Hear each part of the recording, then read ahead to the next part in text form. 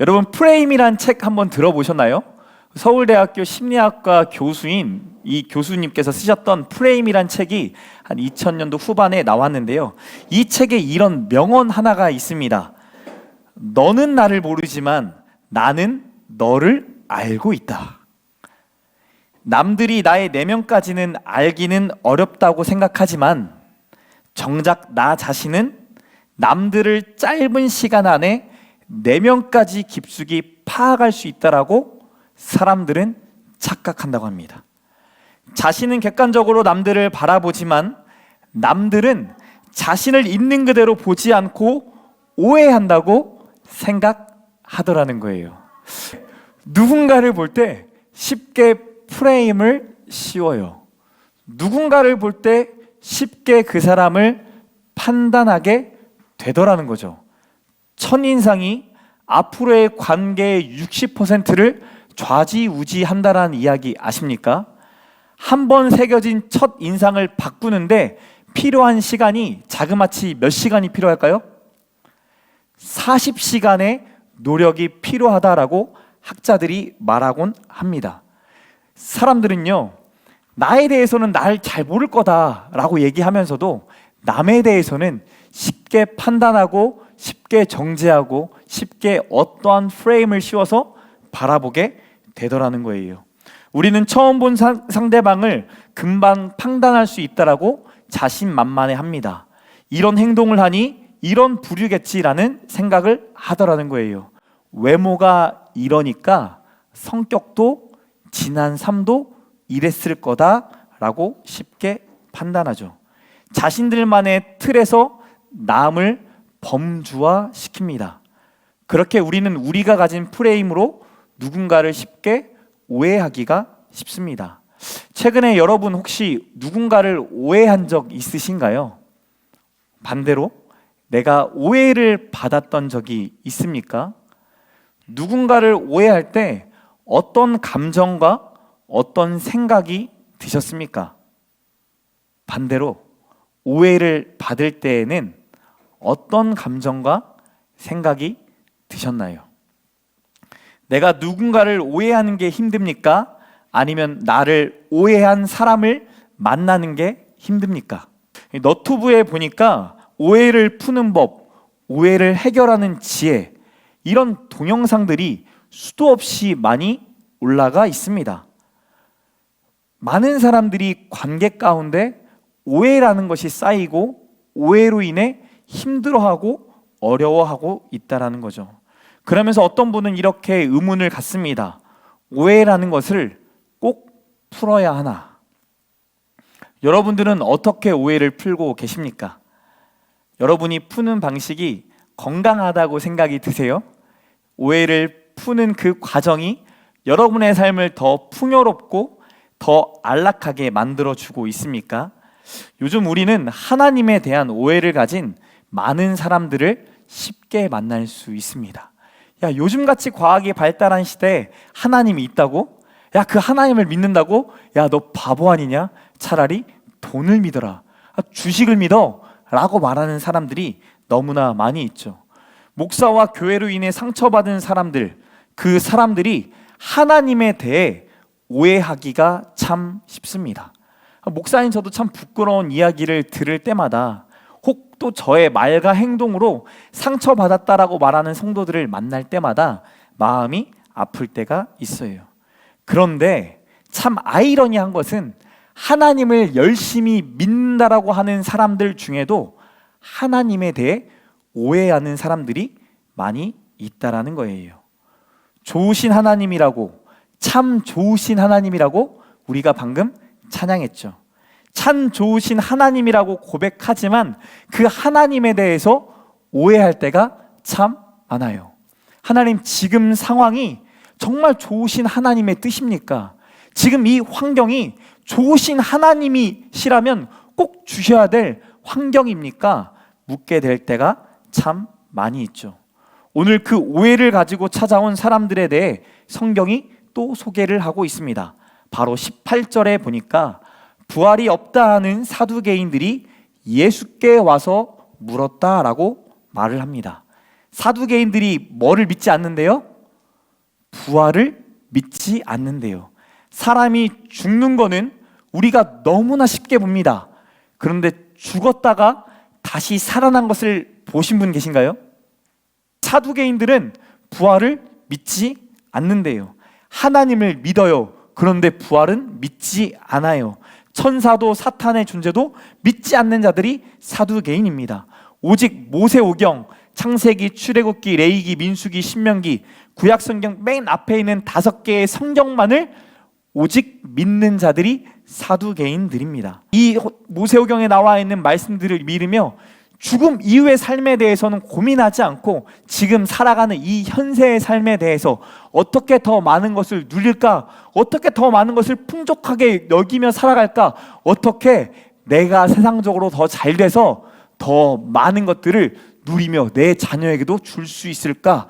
여기며 살아가던 자들, 그들이 사두개인입니다. 다음 생은 없습니다. 지금 내가 얼마나 누리는가에 집중하다 보니 남이 보이지가 않아요.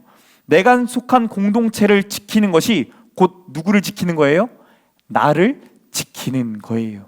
사두개인이라 모여있는 이 공동체, 로마 정부로부터 인증을 받아 로마 정부가 인정하는 우리의 집단, 이 집단을 지켜야만 지금 살아가는 이 삶에서 내 삶이 더 풍족해요. 모든 초점이 현세에 있기 때문에 자신도 모르게 삶의 모든 방향이 안으로 향하겠습니까? 밖으로 향하겠습니까? 안으로 향하겠죠. 나로만 향하게 되는 거예요.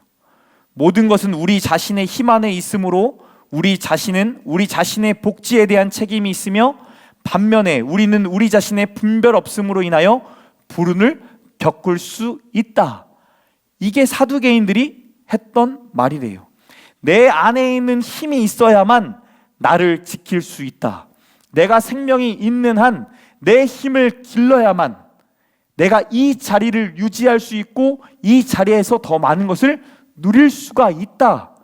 자녀에게 어떻게 교육하겠어요? 부활은 없어. 죽음은 없어. 죽음 이후의 삶에 대해 고민하지 마. 지금 당장 어떻게 먹고 살지, 지금 당장 어떻게 누리며 살아갈지 이것부터 고민하라고. 프레임을 자녀에게도 씌우겠죠. 죽음 이후의 삶을 고민하는 사람들이 이해가 되지 않을 겁니다. 천사가 있다, 사탄이 있다 말하는 영적인 지도자들의 말들이 들리지 않을 거예요. 이 땅에 살아갈 때 우리가 영적 전쟁 가운데 살아가고 있다는 말이 들리지 않을 겁니다. 그들이 단지 하는 기도는 하나님, 내가 이 땅에서 죽기 전에 많은 것들을 누리기 위해 하나님이 이렇게 하셔야죠. 부활이 없다 말하는 사두개인들은 하나님도 자신들을 위해 존재하는 존재로 여기면서 모든 초점을 자신에게 두면서 성경을 읽어가겠죠. 성경의 말씀들을 자신의 안락을 위해, 자신의 풍요를 위한 방법으로 해석하고 받아들이며 적용하며 살아가는 자들이라는 거예요. 여러분 주변에 그런 크리스찬 보셨습니까? 성경을 평상시에는 안 읽어요. 그러다가 어떤 일이 생기면 성경책을 핍니다. 그리고 뭘 찾죠? 나의 심신의 안정을 취해주는 그런 말씀만 찾기 시작해요. 너희를 향한 나의 생각은 재앙이 아니요 뭐라? 소망이다. 평강이고 평안이고 소망이다.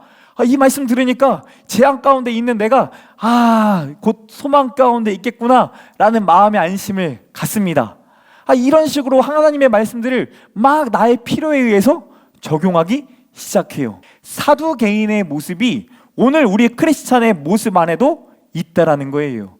기복신앙의 모습이 우리의 모습 가운데도 있다라는 거예요. 하나님에 대해 알아가는 걸 힘쓰기보다 하나님이 어떤 분이신지 성경이 말하는 게 중요한 게 아니라 내가 당장 원하는 하나님이 중요해요. 나의 문제를 해결할 하나님이 지금 나에게 존재해야 돼요. 그래서 내 문제가 해결되지 않으면 하나님이 원망이 되고 하나님이 원망이 된 이후에 하나님을 저주하기까지 이르는 말도 안 되는 일들이 우리의 삶 속에 일어날 수 있다라는 거죠. 성경을 자기 마음대로 해석했던 이 사두개인들이 예수님께 가지고 나왔던 성경 말씀이 있습니다. 그것은 바로 신명기 25장 5절에서 6절 말씀이에요. 이 말씀이 어떤 말씀인가 봤더니 홀로 남은 미망인 여자가 있습니다. 결혼을 했는데 남편이 먼저 죽은 거죠. 사별을 한 거예요. 사별한 여인을 보호하고 보살피기 위해 성경이 하나님이 모세를 통해 줬던 율법입니다. 이스라엘 여인이 다른 이방 남자와 결혼하지 않고 상속을 계속 이어갈 수 있도록 그의 형제가 있으면 형제와 결혼하게끔 하는 법을 말씀해 주고 있어요. 사두개인들이 이 말씀의 극단적인 예를 가지고 옵니다. 여러분 한번 상상해 보세요. 오늘 이 예로 든 7명의 아들 중에 첫째가 결혼을 합니다. 결혼을 했는데 안타깝게도 첫째 아들이 죽었어요. 그러면 이 여자가 결혼을 했기 때문에 이 형의 첫째의 기업을 이어가기 위해 뭐를 해야 되죠? 둘째와 이 형수가 결혼해야 합니다. 그래서 자녀를 낳으면 자녀가 상속자가 되는 거예요. 그렇게 해서 이 여자를 지키고 보호하고 하나님이 이스라엘 백성 각자에게 주셨던 땅, 그 땅의 기업을 유지할 수 있게 하는 제도입니다. 근데 안타깝게도 둘째도 죽습니다. 그럼 누가 이어가야 돼요? 셋째가 이어가야 돼요. 넷째도 갑자기 또 사라졌어요. 그럼 또 누가 이어가야죠? 여섯째, 다섯째, 여섯째, 일곱째까지 이어가야 되는 거예요. 이런 일들이 일어나면 되지 않겠지만 말도 안 되는 정말 끝판왕 극단적인 상황을 사두개인이 가지고 와서 예수님을 시험하는 겁니다. 근데 일곱째도 죽었고 아내도 죽었어요. 천국에 갑니다. 7명의 아들과 며느리가 만나요. 누가 누구의 부부예요? 누가 누구의 아내고 누가 누구의 남편이에요? 복잡하죠. 이 복잡한 이야기를 가지고 와서 얘기하는 거예요. 23절에 이렇게 질문합니다. 부활 때, 곧 그들이 살아날 때 그 중에 누구의 아내가 되리이까? 참 복잡합니다. 여러분 어떻게 생각하십니까? 형제 7명을 남편으로 뒀던 이 여인은 누구의 아내일까요?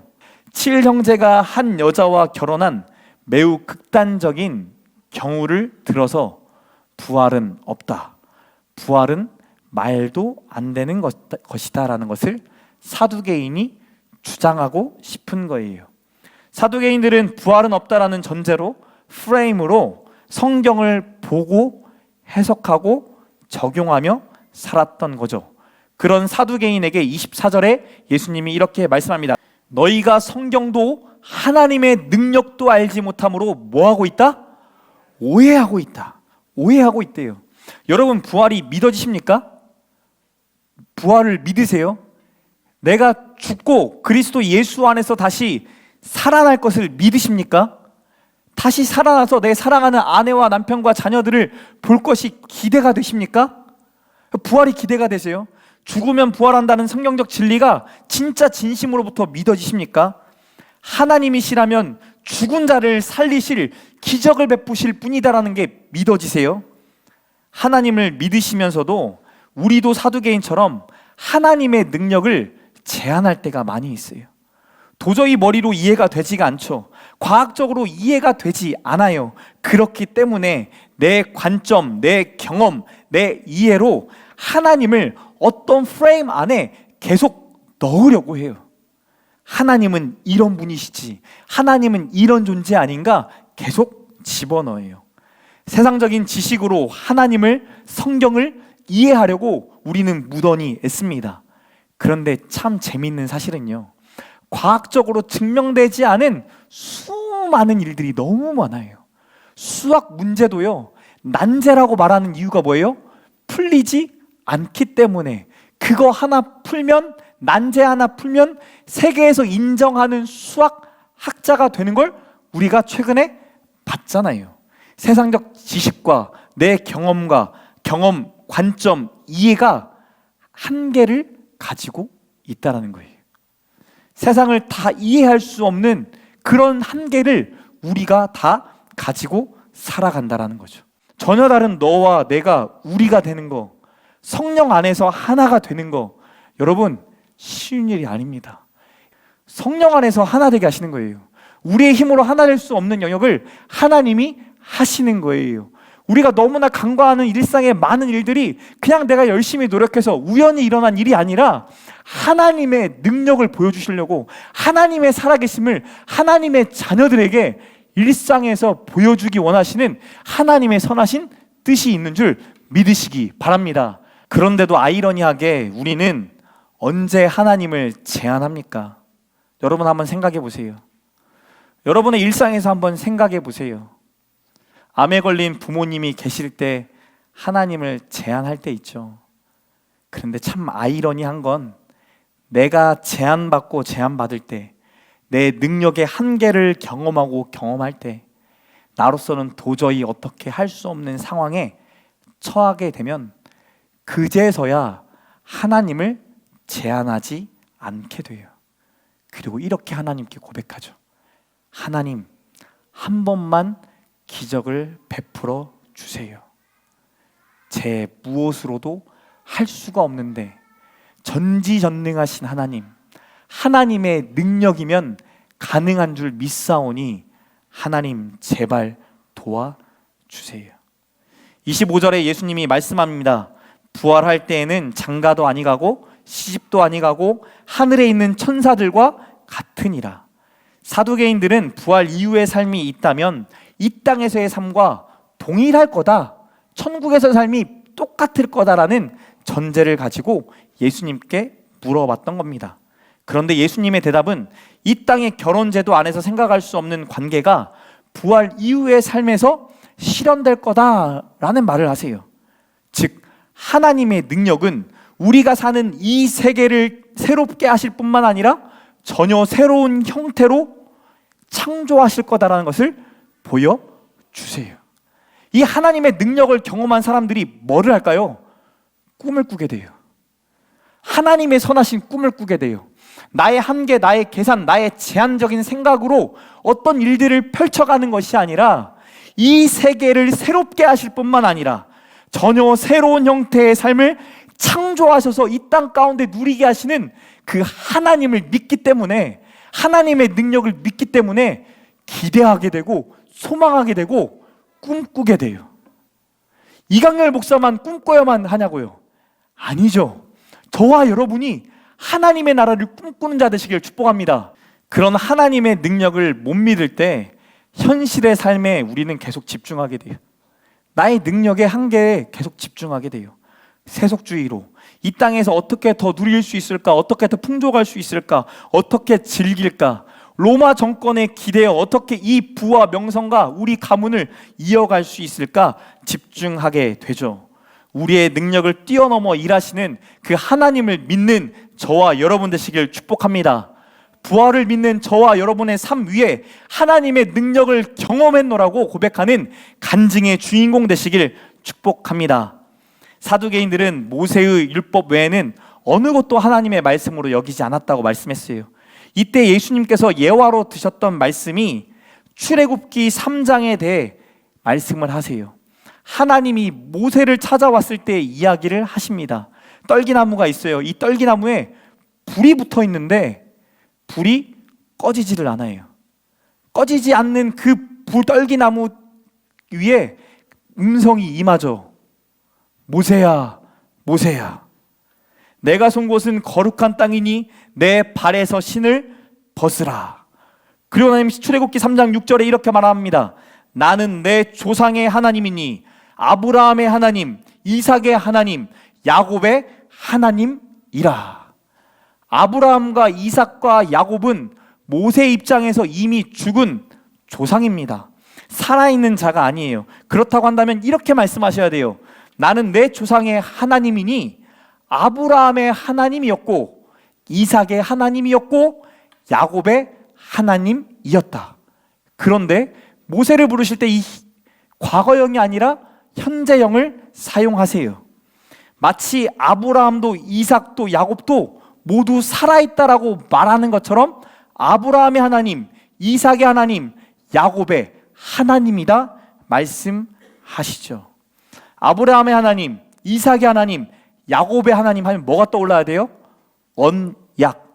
하나님이 하나님의 백성과 맺었던 약속이 떠올라야 합니다. 근데 이 약속이라는 것은 약속을 맺었던 당사자가 죽으면 끝이 나죠. 약속의 유효기간은 약속한 사람과 있기 때문이잖아요.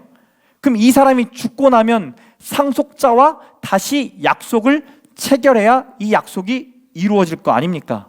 근데 아브라함과 맺었던 언약은 아브라함이 죽으면 끝이 나야 하는데 끝이 나지 않고 이삭에게도 야곱에게도 유효하다 말씀하세요. 이삭도 아브라함도 야곱도 죽은 자가 아니라 하나님 안에서 산 자다. 내가 너희에게 준 이 약속, 니네 조상들이 품었던 이 약속, 오늘날에도 유효한 이유는 아브라함도 이삭도 야곱도 죽은 자가 아니라 산 자다.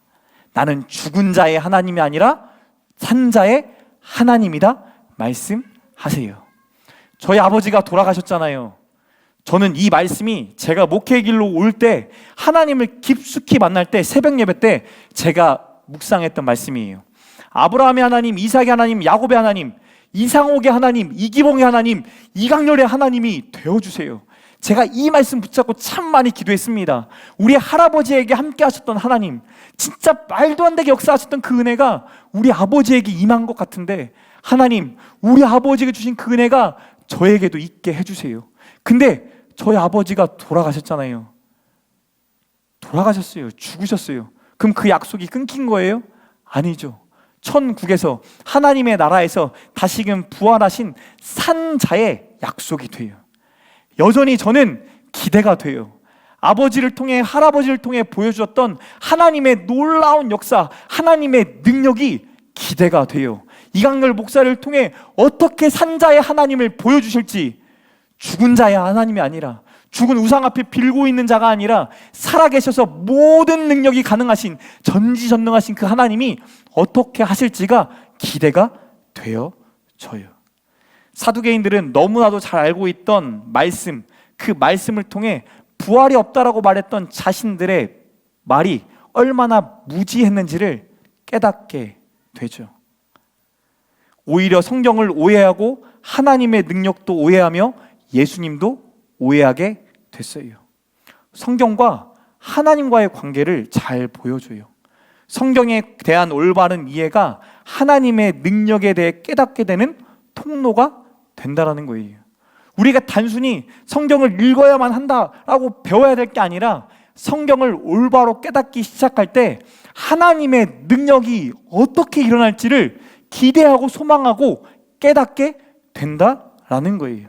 그러면 역으로 하나님의 능력을 믿는 자들은 성경을 읽겠어요? 안 읽겠어요? 읽겠죠. 왜? 또 어떤 일들을 하실지 기대가 되고 소망이 되니까. 오늘 이 말씀을 부활에 없다라는 걸 가지고 나왔던 사두개인들은 자신들을 향했던 방향성을 갖고 있었어요.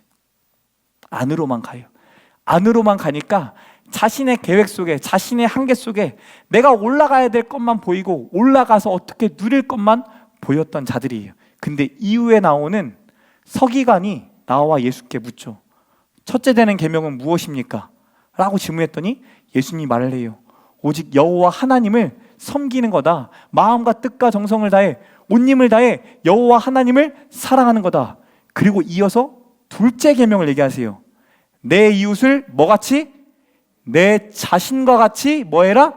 사랑하라. 서기관은 하나만 물어봤어요.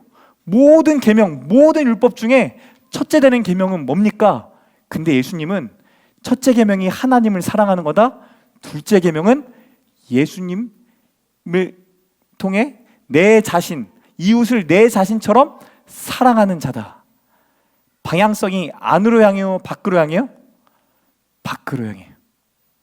하나님의 능력을 경험한 사람, 부활을 믿는 사람, 하나님의 사랑하심을 경험한 사람들의 방향성이 안이 아니라 밖이라는 거예요. 나로서는 할 수 없었던 능력, 나로서는 할 수 없었던 영향력이 하나님이 나와 함께 하시니까 하나님이 나를 통해 이웃을 내 자신처럼 사랑하는 일이 가능하게끔 역사하시겠구나라는 기대와 소망이 생긴다는 거죠. 여러분, 지난 한 주의 삶을 돌아보세요. 그리고 앞으로의 한 주를 한번 생각해 보세요. 여러분, 기대가 되십니까? 내가 살아갈 한 주가 정말 기대가 되세요? 하나님의 능력이 어떻게 나타날지 막 기대가 되십니까? 아니면 내가 어떻게 내 자리를 지켜야 될지, 내가 어떻게 승진해야 될지, 내가 어떻게 이 자리에서 더 많은 것을 누려야 될지가 기대가 되십니까? 지키는 자로 살아가면 참 피곤한데 나누는 자로 살아가면 나눴더니 행복을 경험한다라고 얘기하죠. 안으로만 향했던 사두개인이 아니라 오늘 저와 여러분을 밖으로 향하는 자, 위로는 하나님을 향하고 사방으로는 이웃을 향하는, 이웃을 내 자신처럼 사랑하는 하나님의 능력을 가진 자로 살아가기를 소망합니다. 여러분, 저도 하나님의 능력을 진짜 강하게 받고 싶어요. 그리고 막 제가 재용 씨를 위해 기도하잖아요. 목사님, 제가 이번에 초고속 승진을 한번 해보고 싶습니다. 하면 제가 막 기도했을 때 초고속 승진이 일어났으면 좋겠어요. 그리고 또 가끔가다 어떤 권사님들 전화 와요. 목사님, 저희 수원에 있는 오피스텔이 안 팔리는데 이것 때문에 월 이자가 200, 300씩 나가는데 목사님 이것 좀 해결해달라고 기도해 주세요. 그러면 기도해야 돼요? 안 해야 돼요? 아이, 기도해야죠. 해야죠. 그 문제가 또 해결돼야 그 다음 일이 가니까. 근데 한번 잘 생각해 보세요. 한 주간의 삶을 살아가면서 내가 했던 모든 기도가 다 나를 향하고 있지는 않은지, 다 나만 향하고 있지 않은지, 하나님이 만나게 한 공동체가 있고 MT를 통해 가서 보게 한 하나님의 사람들이 있어요. 그 사람들을 보면서 때로는 불쌍히 여기는 마음도 생겨나고, 때로는 안타까운 마음도 생겨나고, 때로는 내가 가진 것으로 그 사람을 이렇게 세우면 이렇게 세워지진 않을까라는 소망이 여러분에게도 계십니까? 더투총교회가 왜 하나님 안에서 성숙되어져 가고 성장해야 할까요?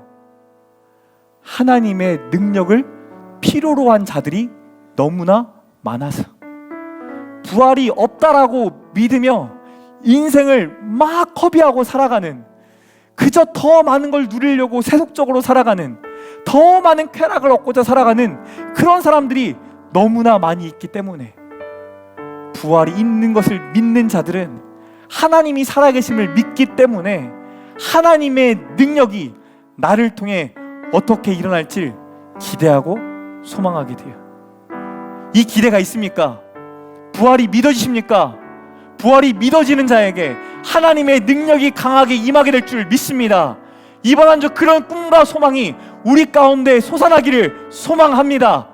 정말 더투총교회를 통해, 저와 여러분을 통해 하나님의 놀라운 기적이 일어나기를 소망합니다. 첫인상 그까짓 거 별거 아닙니다. 40시간 하면 되죠. 40시간 하면 바뀐다며요. 그 이후에는 뭐 할까요?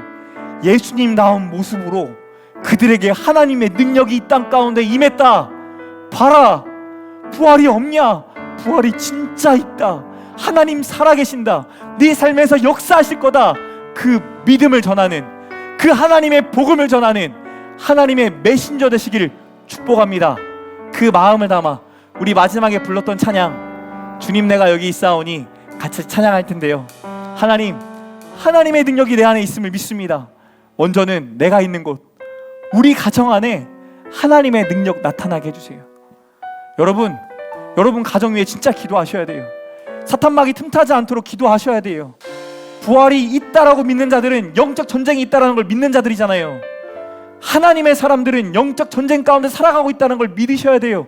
그렇기 때문에 영적으로 내 가정을 지키기 위해 하나님의 도우심을 구하는 자가 저와 여러분이 되셔야 돼요. 우연은 아무것도 없어요. 하나님의 선하신 계획 안에 우리가 살아가요. 하나님의 능력을 더 경험할 수 있도록 그 영적인 싸움에서 승리하게 하시고, 더 나아가 하나님의 꿈을 꾸는 자, 하나님이 일하실 것을 기대하는 자로 저와 여러분이 쓰임받게 될 줄 믿습니다. 여러분의 가정에서부터 시작이라고요. 아셨죠?